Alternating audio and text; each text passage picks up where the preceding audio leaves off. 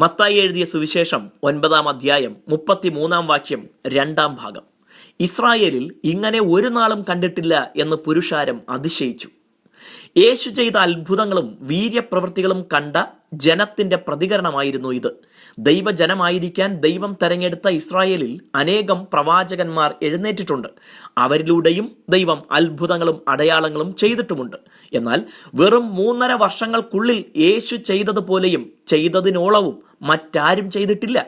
ഇസ്രായേലിന്റെ ചരിത്രത്തിൽ ഇത്ര എണ്ണമറ്റ വീര്യപ്രവൃത്തികൾ ഉണ്ടായിട്ടില്ല. ലോകത്തിന്റെ ഏതു ഭാഗത്തെ ചരിത്രം പരിശോധിച്ചാലും യേശു ചെയ്തതുപോലെ മറ്റാർക്കും ചെയ്യാൻ കഴിഞ്ഞിട്ടില്ല എന്നത് സുനിശ്ചിതമാണ്. യേശു ഇന്നും ജീവിക്കുന്നു, ഇന്നും അത്ഭുതങ്ങൾ ചെയ്യുന്നു. തൻ്റെ അടുക്കൽ വരുന്ന ആരെയും അവിടുന്ന് നിരാശരായി മടക്കുന്നില്ല.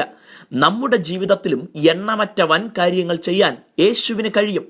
മനുഷ്യനെ തേടി ഭൂമിയിൽ വന്ന കർത്താവായ യേശുവിൻ്റെ അടുക്കൽ ഏതു സമയത്തും ഏതൊരാൾക്കും ധൈര്യത്തോടെ കടന്നു ചെല്ലാം. ഇന്നുവരെ നാം കണ്ടിട്ടില്ലാത്ത കാര്യങ്ങൾ നമ്മിൽ ചെയ്യാൻ അവിടുന്ന് മതിയായവൻ.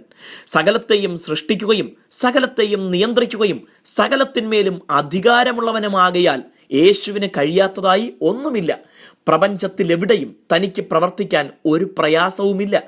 നമ്മുടെ ജീവിത സാഹചര്യങ്ങൾ എന്തു തന്നെയായാലും, പ്രശ്നങ്ങൾ എത്ര വലുതായിരുന്നാലും അവയിലെല്ലാം പരിഹാരം തരുവാൻ നമ്മുടെ കർത്താവിന് കഴിയും.